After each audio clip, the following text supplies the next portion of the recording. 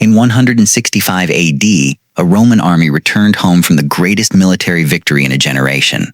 They brought treasure, prisoners, and glory. They also brought a plague that would kill more Romans than any barbarian ever had. The story begins with greed, not the ordinary greed of soldiers taking what they could carry, but the specific, catastrophic greed of desecrating a temple that everyone in the ancient world agreed should not be touched. The Antonine Plague is one of history's clearest examples of cause and consequence. A general made a decision. Millions of people died, and Rome, the empire that had seemed permanent, began the slow process of coming apart. Rome in the 160 AD was at something close to its peak. Two emperors ruled jointly: Marcus Aurelius, the philosopher, and Lucius Verus, the soldier. The empire stretched from Scotland to Mesopotamia. Its armies had not lost a war in living memory. It was, by most measures, the most powerful political entity the Western world had ever produced. Then Parthia invaded. In 161 AD, King Vologas's IV of Parthia sent his armies into Armenia, a kingdom both Rome and Parthia claimed as a client state. He destroyed a Roman legion in the process. This was not something Rome could ignore. Lucius Verus was sent east with the best generals and the best legions the empire could assemble. The campaign that followed was, militarily, a complete Roman success. Within 5 years, Rome had pushed deep into Parthian territory, crossed the Euphrates, and taken the war to the enemy's heartland. The decisive moment came at Seleucia on the Tigris. Seleucia was one of the great cities of the ancient world, a metropolis of perhaps 600,000 people sitting on the banks of the Tigris River in what is now Iraq. It was the commercial center of the Parthian Empire and one of the most cosmopolitan cities on earth. Roman forces under General Avidius Cassius took Seleucia in 165 AD. The city had apparently negotiated a surrender. The negotiations broke down or were ignored. Avidius Cassius ordered the city sacked. What happened next is recorded by ancient historians with a particular kind of alarm. The soldiers broke into the Temple of Apollo, a sacred site that had stood for centuries, respected by Parthians and previous conquerors alike. They took everything. They destroyed what they could not carry. The ancient sources disagree on the details, but they agree on what happened next. Something was released from the temple. Orosius, writing in the 5th century, reports that a pestilence broke out immediately after the sack. The soldiers themselves believed they had triggered divine punishment for sacrilege. The god whose temple they had violated was Apollo, who in Greek and Roman tradition was also the god of plague. Whatever the theological explanation, the epidemiological one is straightforward. The army had marched through the densely populated cities of Mesopotamia. They had camped among the population of Seleucia, and when they turned around and marched home, they carried something with them. The legions moved fast. Roman roads were built for exactly this purpose, the rapid movement of armies across the empire. By 166 AD, troops were back in Europe. By 167, the plague was in Rome itself. By 168, it had spread to virtually every corner of the empire. The Roman physician Galen was in Rome when it arrived. He documented what he saw with clinical precision. The symptoms he described include fever, diarrhea, vomiting, a thirst that could not be satisfied, and an eruption of the skin. Pustules, he called them, covering the body on the 9th day of illness.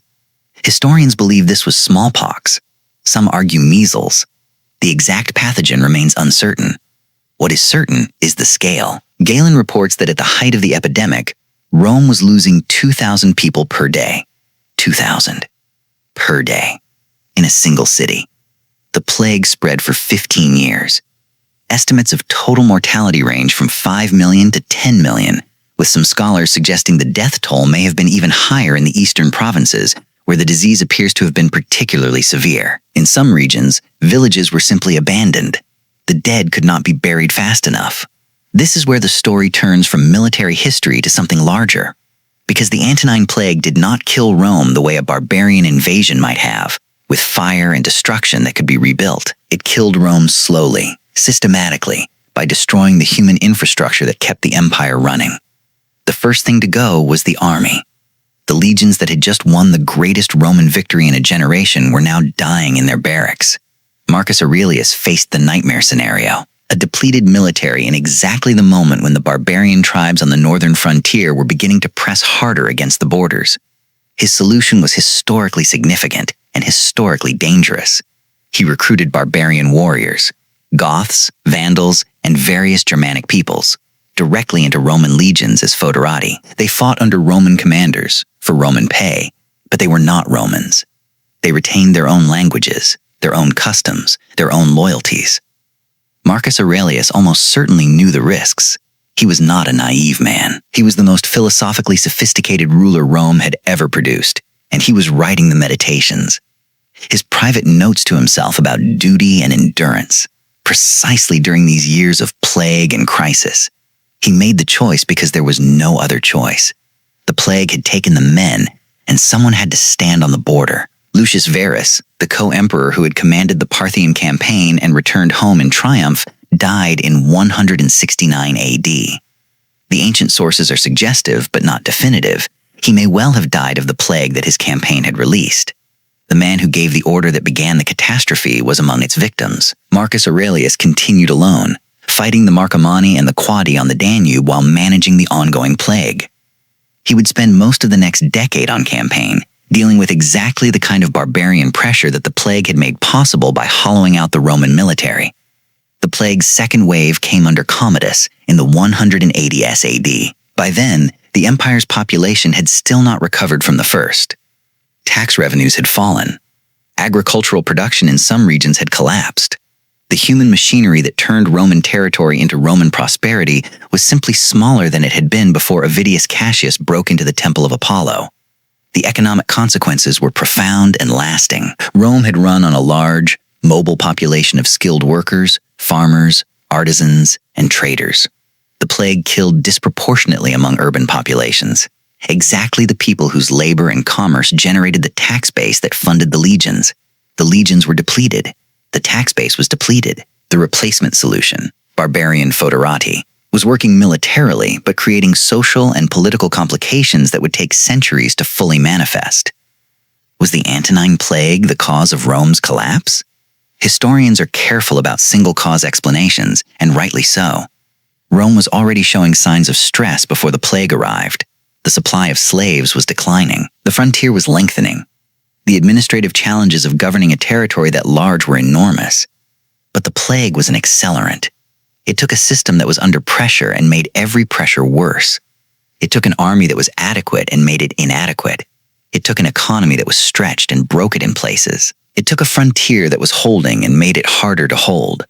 The decision that started all of this was made in a temple in Seleucia in 165 AD. A Roman general, in the moment of total victory, chose to plunder a sacred site that his own soldiers were afraid to touch. Whether the plague was divine punishment, as the ancient world believed, or simply a pathogen that had been circulating in Mesopotamia and finally found a vector in a large mobile army, as modern epidemiology would suggest, the result was the same. The greed was specific. The consequences were general. A general wanted the contents of a temple. He got them. He also got 15 years of plague, 10 million dead, a militarily weakened empire, the beginning of the barbarian integration that would ultimately transform Rome into something unrecognizable, and a philosopher-emperor who spent his reign managing a catastrophe that a victory had caused. Marcus Aurelius wrote, "Waste no more time arguing about what a good man should be. Be one." He wrote that during the plague. He was thinking, presumably, about what a good man should do when the choices left to him are all bad. When the sacking of a city has already happened, and the dead are already dying, and someone still has to stand on the border and hold the line. The Roman general who broke into the temple got his treasure. History got something else. One of the clearest examples in the ancient record of how a single act of greed at the wrong moment, in the wrong place, can unravel something that took centuries